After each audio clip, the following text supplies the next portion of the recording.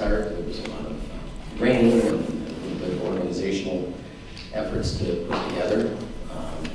I'm delighted to welcome you to the first of a series of invited guests for this academic year in the Graduate School of Education here at Penn and the IEDP program as part of the PennGSE.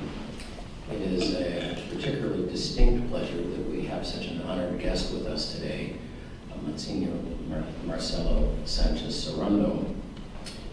As you know already from the announcement that we sent around, he is the Chancellor of the Pontifical Academy of Sciences and the Pontifical Academy of Social Sciences at the Vatican. We like to think around the University of Pennsylvania that, and if you read our publicity, you see that we're the oldest university, not college, but not the other one up in Boston, but the oldest university in the United States. We go back to the 18th century. I was checking in the website. I don't know if the Monsignor has the same date as I have, but I think we were talking about 17th century, middle of the 17th century, the founding of the original form of the Pontifical Academy of Sciences. And one of its members was Galileo Galilei, a name some of you may be familiar with. So Monsignor Sánchez has, before becoming Chancellor in the Vatican of the Pontifical Academy, also had a career as a professor in the history of philosophy. He left his native Argentina, where he is still, I guess, a bishop, or was a bishop earlier, and moved to Rome, originally with both the Lateran University and the University of Rome for maybe 20, 25 years, until called by, was it Pope John or Pope Benedict, to become the Chancellor of the Academy of Sciences, Pope John. Since that time, as many of you know, he has worked closely with Pope Francis, and in some ways, Pope Francis is one of the, has become one of the most important spokespersons of the kinds of issues that many of you were involved in. That is to say, the United Nations and the United Nations Sustainable Development Goals, issues around climate change, poverty, addressing world hunger, human trafficking. These are all issues that Monsignor Sánchez has been directly involved in and has organized efforts around the world. It is so impressive. Maybe he'll share a little bit with us. He was saying to us, those of us who met him yesterday, that he has 10 upcoming conferences on these same issues, international conferences, that if you are interested, you'll have time in the question and answer period. I think one of the many reasons why we wanted Monsignor to join us here at Penn, he'll be obviously with the Graduate School of Education this morning, and this afternoon, if you are registered, or if you are persuasive, and maybe not registered, at Perry World House, they're having their global launch. Many of you have seen the announcement. There are many events taking place today and tomorrow, and he will be one of the main speakers this afternoon on the issue, a very important issue of religion and international politics, and a very distinguished multi-religious perspective on those issues. Monsignor Sánchez, on a more personal note, is somebody who, when you have a chance to meet him, you do not forget easily that meeting. And I had the great pleasure of being at a conference with him in Ecuador about maybe a year and a half ago, with people that were primarily interested in climate change. I was sort of the unusual person interested in education. I found it fascinating, and of course, climate change is a very, it's an issue that is very pressing, as we all know. At the same time, Monsignor Sánchez also was talking about issues of children and education and sustainability, and we got into a conversation, and eventually he said, maybe you should come to Rome. We're organizing a conference in Rome, and of course, it was not difficult to say, I'll be there. That did come to pass. That was about a year ago, and now a book, I'm pleased to say, is coming out from that conference that happened at the Vatican. One of the, maybe by way of concluding this piece is, my introduction is to say that one of the remarkable relationships, I think, between universities like the University of Pennsylvania and the Vatican and its Pontifical Academy is that they both have tremendous convening power. They can bring people together from very diverse backgrounds. And I think his presence today is a bit of a demonstration to us that we can have the good fortune to bring somebody all the way from the Vatican to speak with us, and discuss with you. And at the same time, University of Pennsylvania is organizing its own outreach through its new global Perry World House, which is going to be very big for those of us who have been around the university for a while. I'm one of those people. It's a great thing to see this at Penn, to see this for the Graduate School of Education, and for those of us who are committed to international issues. So, let me say how we are organized today. As you notice, Monsignor prefers to stay seated, which is fine. He has his microphone. And he has agreed to speak for, well, however long he likes, but he's promised not to read his 20-page text, which is on his computer, but give us the highlights. At a certain moment, I have a few questions I would like to ask him on behalf of our group, and then we'll open it up for typical question and answer. I only ask that you be brief in your question, and we'll take a few questions and then have him respond. We do have to stop almost exactly in an hour because he has to prepare for the next speech he has to give on campus. So it is a particular pleasure, and I think we want to give a warm Philadelphia Penn welcome to Monsignor Sánchez Sorondo. Thank you.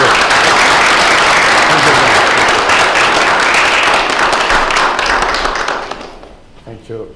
Thank you for the invitation, and thank you for this presentation. And sorry, because I am sit down and not speak with the normal microphone, but I have a problem of meniscus, and don't want to have the surgery, and I try to don't have the surgery, and for this reason I try to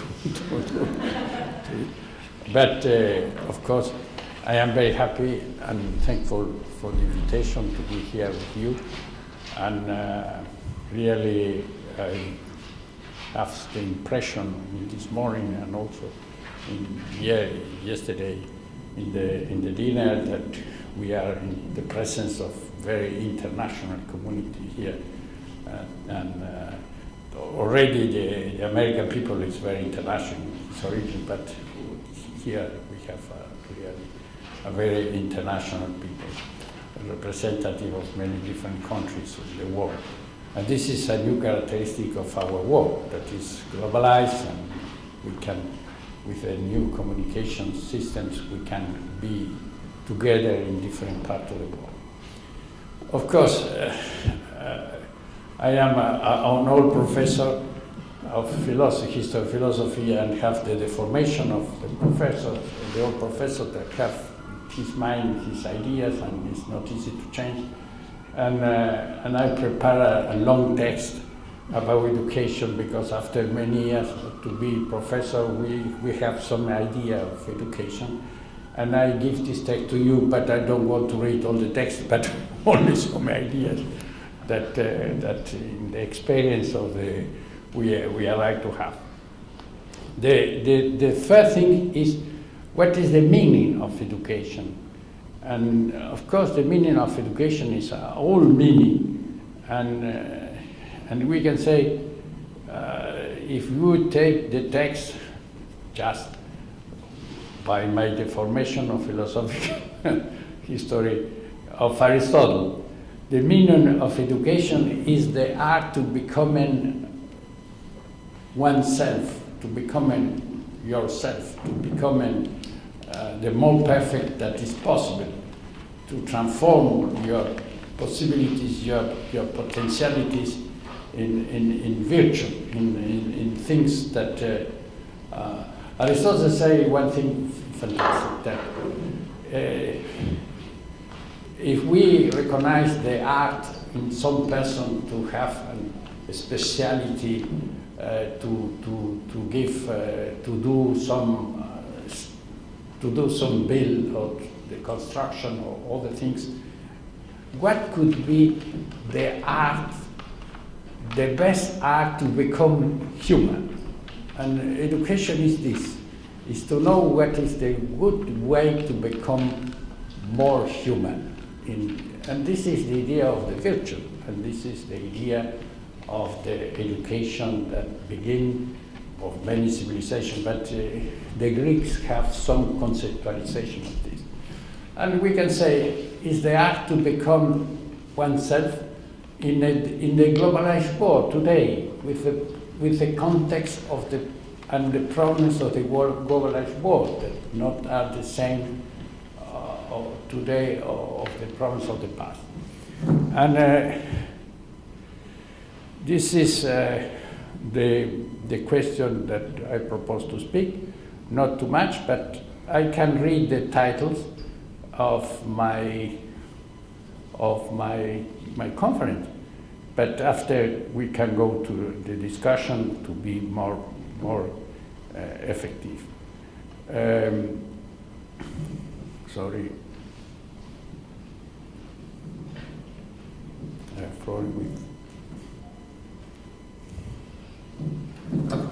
Okay. As you know, in the history of the civilization, the education was a central question because, as Aristotle said in the Political, the more important meaning that could have one generation is to educate the new generation. The perfection in one thing is to communicate the perfection to the other people. And the more important thing that the human can communicate to the new generation is to be human, to have the art to be perfect human with all the potentiality that we have. And this, I think, is very important, the idea, because this is also the idea of the sustainable development. What is the idea? What is the difference of the develop and sustainable develop? The difference is that we can have a develop that is adequate to the possibilities of the things, of the nature, but also of the persons. This is another idea to come from the new generation of economists, for example, Amartya Sen, that say we need to be adequated to the real possibilities of the people. And the human rights need to be adequated to the possibilities of the people. We can say human rights in general, we need to be in relation with the different situations and different persons and different people.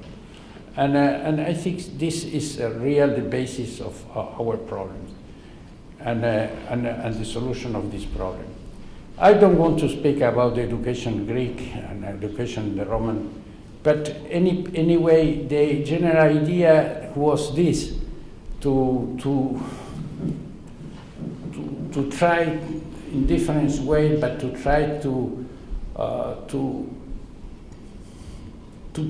develop the people, in the human sense, and but there are some important questions that all the educators try to propose. And the first question is that the educator himself, for example, Thomas Aquinas say, need to know the things in an explicit, perfect, and inact. The educator need to know the things that he tried to communicate. And a special, this is also for theoretical education. If we speak about mathematics, we need, the educator need to know the mathematics. And also for the other theoretical things. Also, if you are a professor in philosophy, we need to know the philosophy. But each educator needs to have some ethical virtue, because in the contrary, especially if he speaks about ethics, it's impossible to communicate ethics without the example of the life. And this is very important. I think that we don't speak enough about this today, that the educator needs to know the things that he needs to communicate it in a very high way, and also to have virtue. And another observation that we can do is that, for example, in the past, in the school, also the Greeks, Aristotle put in his, not was an university, but also Plato, speak so in a very important way about ethics and about the more important question of individual ethics, the virtues, but also the social virtues. For example, about the justice. He say, like Plato, remember that the book of Plato about the Republic, was the subtitle was the justice, because the idea of the Greek that we can have an order in the city if we don't have justice. But today, where we study these questions, it's very difficult to have in the school, but also in the university, an idea about social ethics problems and about ethics. And also, for example, Aristotle speaks in ethics about another very important thing that is more than the virtue, that is friendship. And where we study friendship today? Well, we know friendship more or less, because we have some experience of friendship, but we don't study this. And this is really essential for the education. We need to become friends of the people that we try to educate. And these are classic things that we need to come back if we really want to be educators. This is for the part of the professors. And I remember that a friend to me said that when Obama visited his university, Harvard, I am an admirer of Obama, of course, but he said to the students, look, you are here because this is the more important university in the world, and you need to have power. And you need to be the leaders of the power. But power for what? And this is not first explanation in this talk. That is to say, yes, we are here to be leaders, but leaders to do something, not leaders to have only power. And this is the other question that is very important in the education, and for this reason, the education of ethics, of values, and the idea of the good, common good, and the idea of justice. This is really important. And this is in general the more important question for the classics. But what is the meaning of these things today? And what are the news that we can observe today? And to be synthetic and summarize things, I think that the ideas of Pope Francis, one could synthesize the things in two ways. One is the relation of our nature. We say nature, and this is a very old idea to come from the Bible, but for all the tradition, religion tradition, and we can speak about this this afternoon. That is that the human being is the steward of the creation, we say, the steward of the world, because for the Greeks have the intelligence, and for all people have something more than the other animals, also the super animals. And for this have some guide, to be guide to all the creation. But of course, we know that the creation is very big today, and we are only stewards of the earth, and this is enough, because maybe we have also the possibility to go to all the different worlds. Was more complicated also for these stewards, also to not corrupt all the creation. But to be in the idea of Laudato Si, and this is an idea to come from the Bible, that we need to be the stewards of the earth. And stewards is to say not only to be a custom like this, the custom of the person to control a museum, to clean the statues and these kind of things.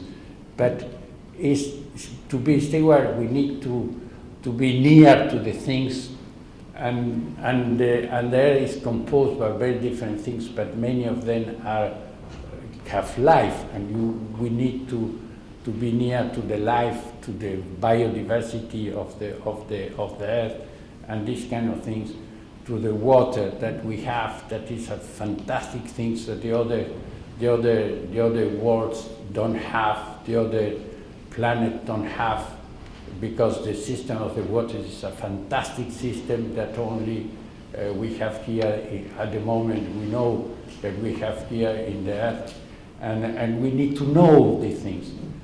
But I want to say we need to develop the things here to be steward in the real sense that was proposed for this encyclical, but also in the tradition of the different cultures. And we agree also with the religious leaders in this. It's not only to be green and to conserve the things like these things are, and to be contemplative of these things. That is nice, but we need also to develop the things, and this is the develop in the sense that are according with the possibility of the things. Like the humans, all the things are his possibilities, and we need to develop this, and we call this sustainable development, and this is really the umbrella of many things for today. But what is this to know? And this is a real, very old idea to come from all the civilizations that we can find. But to know what is the situation of there, and we need to know this today. We don't have these concepts in the old traditions. We don't have these concepts in the Greek tradition. We don't have this knowledge in the Bible, because the Bible don't speak about climate change. Don't have also the concept of climate change. To know what is it, we can have for the agriculture, for the people to work in agriculture, some intuitions, but to know what is the real situation of our world, our earth, we need to ask to the natural sciences to say that we have the problem of the climate change. And what is the problem of climate change? And this is nice, because it was the people of our academy the first one to speak about this problem 20 years ago. I say Ramanathan, I say Molina, I say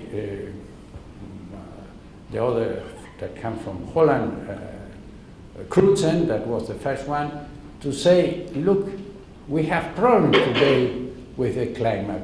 because it's the first time in the history of the humanity that the human actions can have a determination to the climate. In each time the human action have influence in the climate. But today, the new is that we not only have some influence, but we can have a determination. The climate depends today of the human activity, and concretely with the human activity to use fossil material, that is in concretely oil and carbon. And this presents the problem of the climate, of the change of the climate, and concretely of the problem of the global warming. And this problem of the global warming, we can have some observation, especially if we are more old, because we know that in the past all of this and but the cause of this, to say that this the consequence is the cause of this is the human activity, this is said by science, because it's not easy to understand. We can understand that we have changed the climate, but what is the cause of this? That is, we can understand if we follow the ideas of the sciences. We need to believe in sciences. And for this reason, in the Laudato Si, the Pope say in the paragraph 23 that the community of scientists say that the activity today have a determination of climate, and we say this an anthropic climate, because for the first time depend of the humans, and we need to change. We need to change this, all this system of economy to depend of this energy that comes from the oil and carbon. This is one of the things that we need to understand, and we need to be convinced, and we need to be convinced that we need new form of energy. We can pray to God, but God can make maybe a miracle. But normally we need to change the climate, because only to pray is not enough to change the things. And this is this is the idea also of the Laudato Si. And this is one thing that we need to be convinced, because, and this is the second thing that are present in the document of the Pope and are the news, that the consequence of the problem of climate is especially for the people, because it's a boomerang that you not use the air well, and we have the consequence in the human being. And this is another thing that was the thesis of the Academy, but especially the Academy of Social Sciences. The other is the thesis of the Academy of Natural Sciences. But the Academy of Social Sciences is this, but the consequence of this is for the people, especially for the poor people, because we grow the poverty in the world. And this growth of poverty in the world motivate migrations, motivate the migration of the animals, but also migration of the people, and motivate many problems, and can motivate wars, and can motivate other things that we see today. In the future could be a problem of the water, and could be a problem of the other things that because the consequence of this is that the locations that are desert are more desert, and we are more running, and this kind of some kind of not equilibrium in the things. That is to say, we have two very important consequences that if we want to be ourselves in the today world, we need to have some solidarity with the nature and have some idea of justice with the other people. And I finished to say that what could be the synthesis of this message that are really, I am very happy in the gospel, and we say the revolution, I am Bishop of the Catholic Church and I come to speak about my founder, that was Christ. And Christ in his speech, more important speech about that we can call the Beatitudes. And Christ say, and this could be the new ethic, because it's for all people and for all religions. It's useful. Blessed is the poor in spirit. Blessed is the poor of heart. Blessed is the operator of peace. Blessed is the people to want to have justice, to have the desire of justice. Blessed is the people to suffer for the justice. And blessed are these people, and all these people are promised to have the air and to see God. I think this is very nice, and I finish with this idea. Thank you.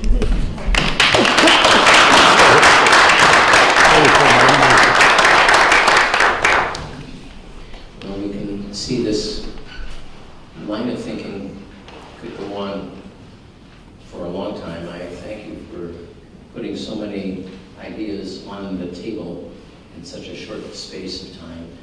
One of the broad questions, I guess I have a first question about the Pontifical Academy itself, which is now almost 500 years old. You've not been Chancellor for that whole time, so you are not responsible for the early days. But I think it would be interesting for us to know, and as we reflect on, we are also, what we say, an old university in America, but we are still very young compared with the Pontifical Academy. How do you see, just even briefly, the changes in how the Pontifical Academy has operated, even the way you were speaking today? I wonder what the kind of conversation would be in the time of Galileo. How do you see the change in the Pontifical Academy over time? And in a way that also relates to the question of the church today and the church yesterday. Let's say 50 years ago, hundreds of years ago. Do these run in parallel? Is the Pontifical Academy the child of the church, or does it have its own life? Could you? Yeah, synthesis. I want to say that the problem of Galileo is not the problem that we know by the historians normally and the manuals of the history, because when we know more deeply the things, Galileo was a Christian, and I have a daughter that was a sister, and this daughter write the life of his father and say that his father was each time very religious man, and it was a bestseller. It was published in the life of his father in English, in an English edition 5 years ago. It was a bestseller. It was the first time that was published this book, and it's very interesting to read, but because it's the experience of the daughter of Galileo, and that is one thing. But the other thing is, look, was a terrible thing, because just in the book, as say Nietzsche in his book of Gaia Science, he say Nietzsche that when the Catholic Church, the church, because in this moment was unified with today say the Protestant. Nietzsche said this, and it's very nice.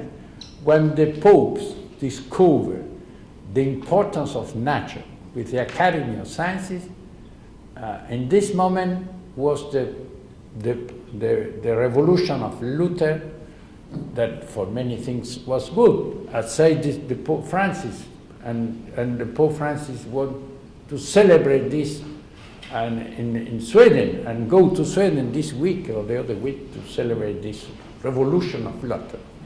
But Nietzsche said, one thing that Luther don't understand was the importance of the modern science of nature.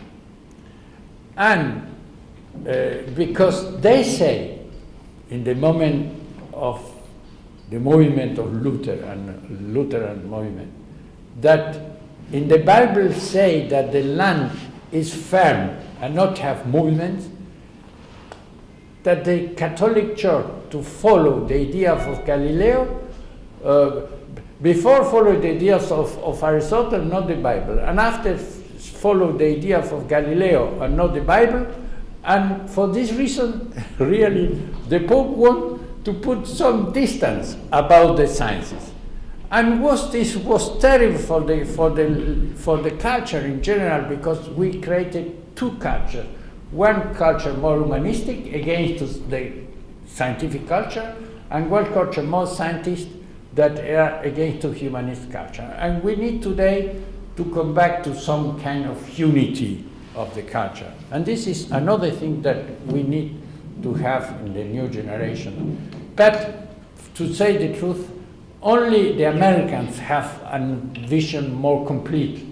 Not, for example, not the Germans, that are very genius in sciences, are very genius in philosophy, but for example, Heidegger, one of the most important genius in philosophy, says sciences is nothing, is the desert of the culture. That is not just.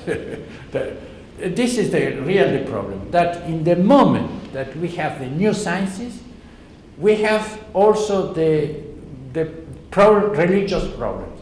And the accusation to make the Protestant world to the Catholic Church is that follow the sciences, and for this reason we have some relativization of sciences. And I think after to be Chancellor of the Academy of Sciences, that is really a great thing, that we have 35 Nobel Prize and many others in the history have very important publications, that really the problem, the science are a fantastic instrument, and maybe was one of the more important contributions of the modernity, and this is and the church. But the church is one thing. The other thing is the Vatican, because the Pope has this academy, but this academy don't have the same influence on all the church. And many bishops don't understand nothing about the question of, for example, the question that put the academy about climate change, and not follow, many bishops not follow the ideas of the Pope in his encyclical, because it's the first time that we have an encyclical to follow really the more important ideas to come from the academy. Many other encyclicals take part of the ideas of the, but to follow really the thesis of the academy, this is the first time. I want to follow up on that exact point, because that was my next question. Yeah. How is it that Pope Francis was able to, we would say here, be on the cutting edge of climate change and sustainability before the rest of the church, before most governments, before the United States, I might add? How did it happen? I know this is probably a long story, but the short version, short, how did it happen that Pope Francis was able to do this so quickly and at such a, one might say, almost astonishing impact, and to the surprise of many people, including in the church? But we say that it's the Holy Spirit, but this is a question that we can believe or not. But the fact is this. But I think that there are a very important thing today that also we need to be happy and to celebrate. This is that the Spirit, we say for the Church, the Holy Spirit, but also the Spirit of the United Nations have some kind of synergy, because the encyclica is very near to the new objective of the develop, and this is fantastic thing, and you know, when we study some things in the academy, especially in the Academy of Social Sciences, about these problems of the justice and these kind of things, and also the problem of climate change, was the imagination to come to us. Was Jeffrey Sachs and Ban Ki-moon to come to us to say, please help us to convince the people about these problems. And we are, in some sense, the Academy was the first to put the problems, and we are very happy to follow this synergy. And this is a very important thing. And maybe we can say it's the first time in the history. In some way, also we have this synergy in the moment of Kennedy. Remember on June 23, in the moment that we have the problem of the Cuba and invasion, and that he published this very important encyclical about peace. And but what's a moment? But after we have more critic. But today, I don't know, maybe it's because it's the first Pope to follow the Vatican Council, not was protagonist in the Council, but was a disciple of the Council and followed the ideas of the Council, maybe. Okay. So I have one more small question before we open it up to question and answer. And I warned you about this question earlier. What can students do, and what can universities do to make a difference in the areas which you've been talking about, around justice, climate change, and human trafficking, and poverty? From your perspective, as head of a very important institution, the Pontifical Academy, what would be your suggestions to the people here? What should they be doing? And we have the Dean of the Graduate School of Education here today, Ann Grossman. What should she be doing? She's part of the leadership. So we're all transparent. We'd love to have your thoughts on what we should be doing. If we would take your advice into serious consideration. Well, it's not easy, of course, but I think that it's just the art of education to understand what can we do concretely as professor with my students. Of course, we can say general things, and we can follow the Beatitudes, and we can follow the idea of the human rights, that are very important things that we obtained for the first time after the war, and this classic ethics that produced the Western, and that are in common with the other civilizations, like Aristotle, the idea of friendship, the idea that the other is like me, and me are like the other, and this is very important. The golden rule, we say, and this, but the concrete application of this in my concrete situation is very different, and this is just the art of the professor, of the teacher, to be so intelligent to have an application concrete. But I think that it's important today to have an openness to the classic principle of we need philosophy. And of course, I'm professor of philosophy, and all my life I dedicate to study philosophy. But we need some ideas in philosophy, because ethics come from philosophy. And some ideas of the difference of the things that come from the philosophy are very important. We are not things that don't have intelligence. We have we are animals that have values, intelligence, ethics, and the other things are not, and these are different to put the Greeks. This is important. And this is philosophy. And we need some ideas of philosophy, ethics is part of philosophy, some ideas of metaphysics, we say, and it's clear. And the Greek miracle, we need to understand the difference of that God is one thing, the earth is another thing, and these are the classic ideas of philosophy to come from. We need it. And we need science. We need to understand things, what are composed of things, and what are the system of to work the things today. We know this by science. The importance of water, the importance of the sun, the importance of the movement of the land. This is science. And we need to put together this. And it's not easy. And for this reason, maybe if each teacher and professor can have an openness to the other faculties and to understand what are the more important problems of all the faculties, to have a vision of the world adapted to the things today. And I don't know, you probably in your university have a faculty of sciences. Very large. Very large. And maybe you can consult this faculty and to have what are the more important problems and what are the solutions.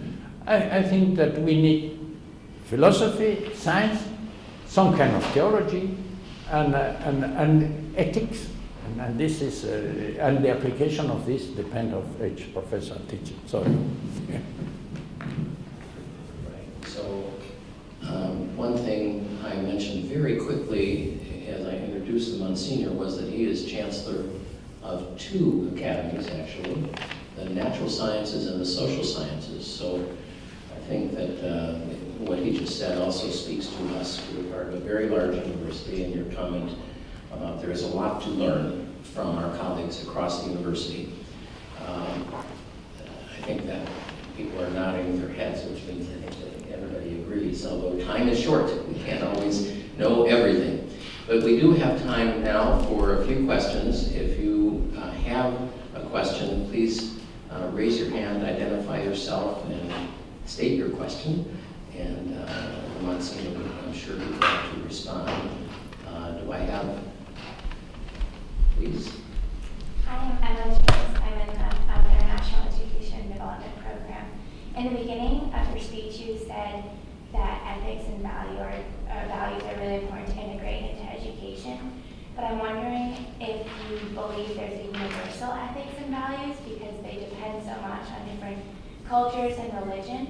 And furthermore, how do you think you can make sustainability and an overall respect for the environment a universal ethic so that it can be integrated across the globe? Okay, this is a very nice question. I think that today is really a crisis in education. And this is maybe the more important crisis that we have today.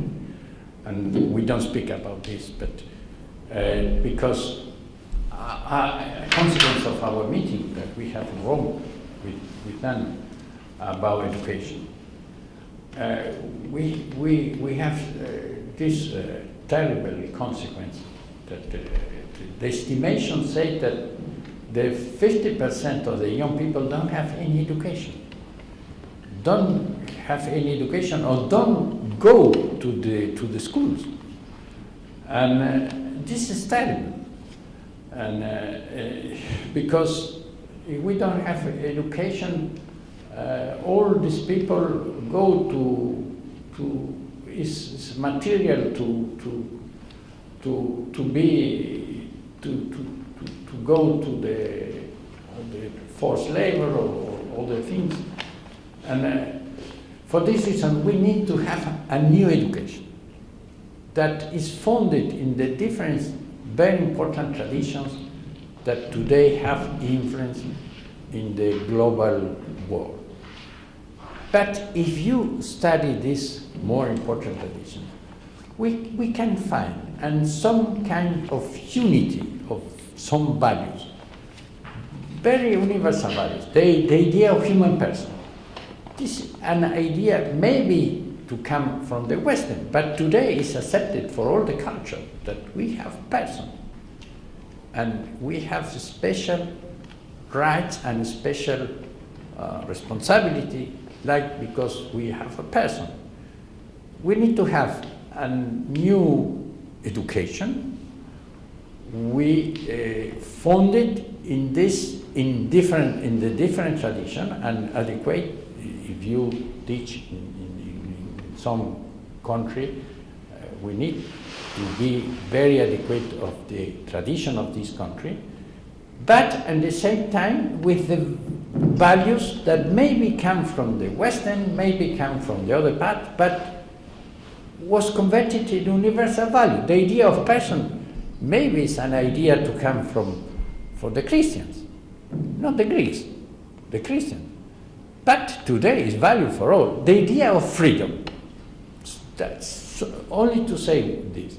For Hegel, it's not a Catholic, but it's a thinker, very important thinker. Hegel say the idea of freedom came from the Christian, from Christ.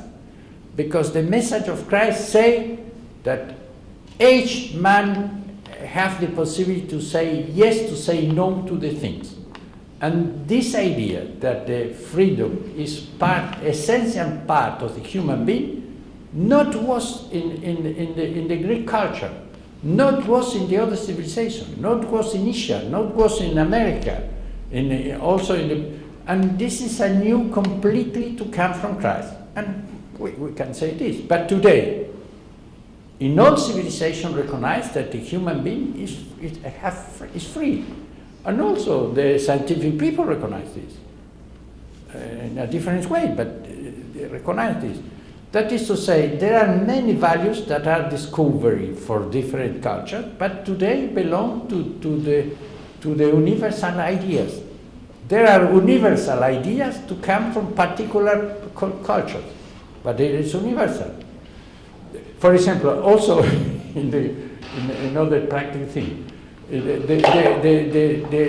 the pasta comes from China, but it was used by the Italian people, and today in all countries you can find the pizza, the pasta, and this is, but that is to say with some adequation, but this is really, there are things that are universal, and we need to do this.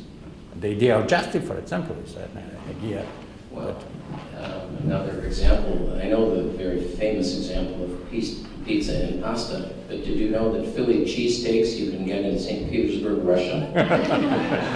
I mean, we've made progress in the world in universal ethics.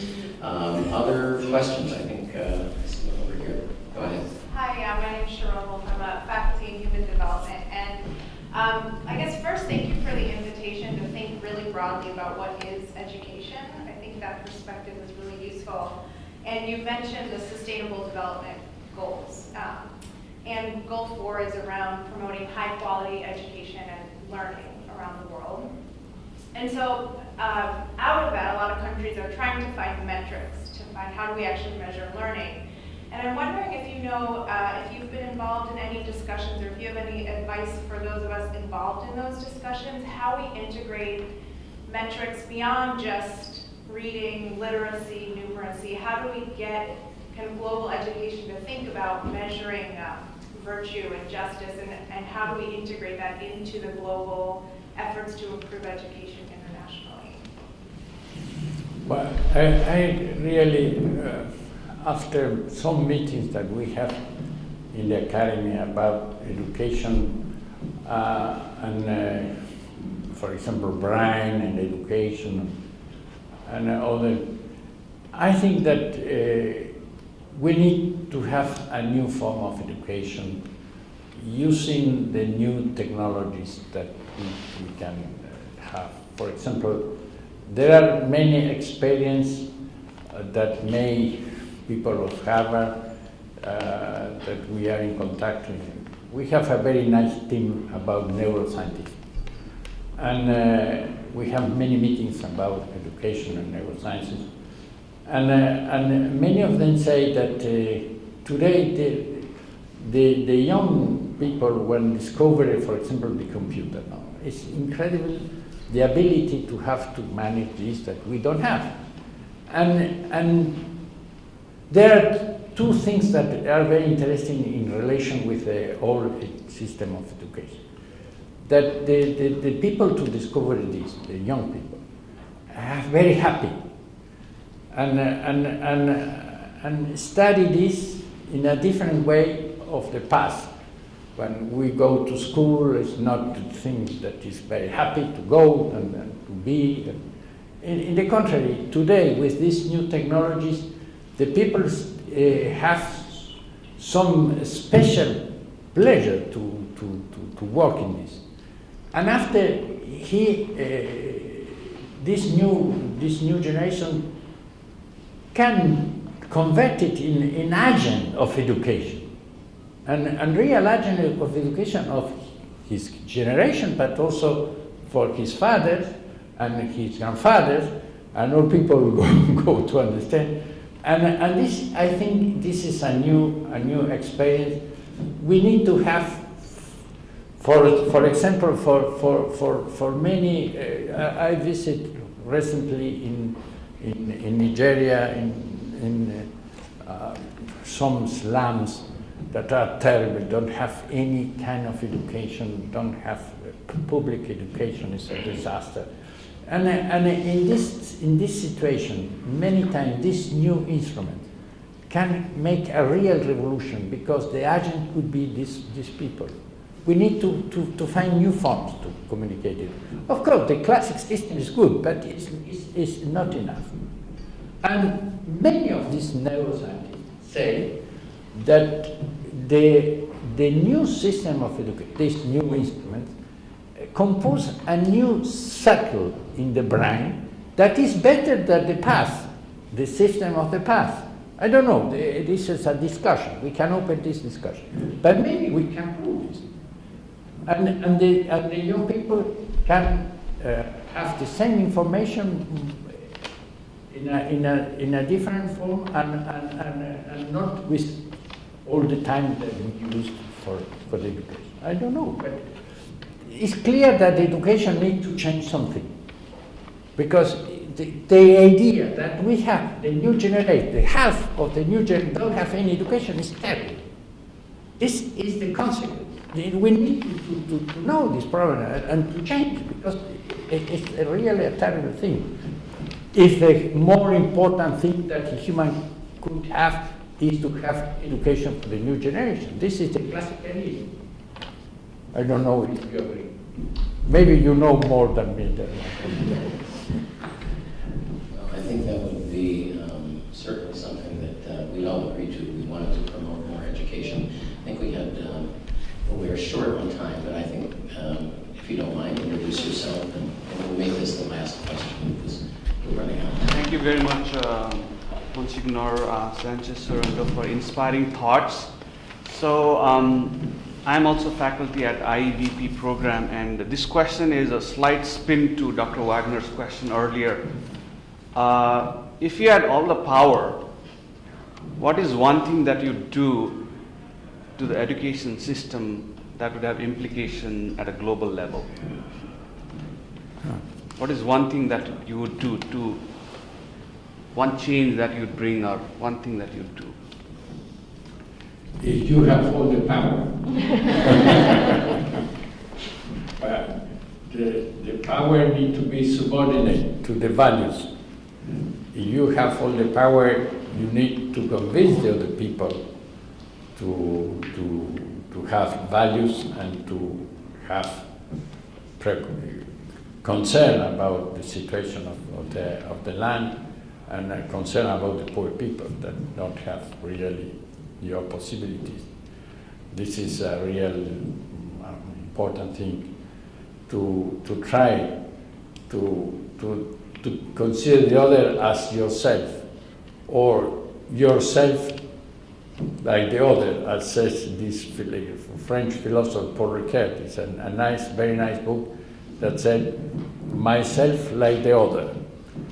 And that this idea is very important. In the end, it's the golden rule. And I think this is all the Beatitudes. But to use the power is complicated. You have too much power because Lord Acton said, no? The power is corruption, and if you have too much power, too much corruption is near. We have richness or we have power, we need to be very attentive, very vigilant. Thank you. But it's important to have the power, and it's very important to be leaders, but leaders in the sense of the good and the value. Thank you. Well, thank you for that question, and thank you for that very, in many ways, profound response. I would say, as one person who has almost no power, a little more power, but I am conscious of your comment because we all need to be concerned when somebody has too much power. I think we could probably agree, being from the Pontifical Academy and the University of Pennsylvania, that we'd like our ideas to have more power, and more power to convince others that maybe our ideas are worth paying attention to. And I think on behalf of all of us, we have been interested, even fascinated by the power of your ideas and your approach to the issues, which is, I think, has a very special perspective vis-a-vis what we usually hear on this campus. And for that, I think on behalf of everybody, we are very grateful. And thank you for taking the time to see us and the issues around education. And many of us will be looking forward to hearing you again in about an hour and a half talk about the future of the world from a religious perspective. So I think we can thank Monsignor for joining us, and thank you again. I want to add some, thank you, Dan. But I want to add something that I admire this country, and this is important because this country has very nice ideas in the moment of decolonization, revolution, and the more important ideas was put the freedom, liberty, and as a sense of all the values, and this for me is a very new thing, and in the end it's very Christian idea, and also justice. Justice was one of the idea of the revolution, as Argentinians we copy the Americans, the North American in the revolution, in the decolonization. And also the other very important idea that all people need to be, in some sense, the same possibilities, the same opportunities. And for this, we need that this very nice idea that was also copied from the French Revolution, that was before here. And the French Revolution today is a model for many people. We need to come back to these originally modern ideas. But also we need to have signs that are a very important thing to say to the world today. And I think that we need to maybe you need to do some kind of our academy to put together these people to really to study this big problem. Thank you, Dan, for your very incredible courtesy and gentleman. And thank you. And let's give a big hand.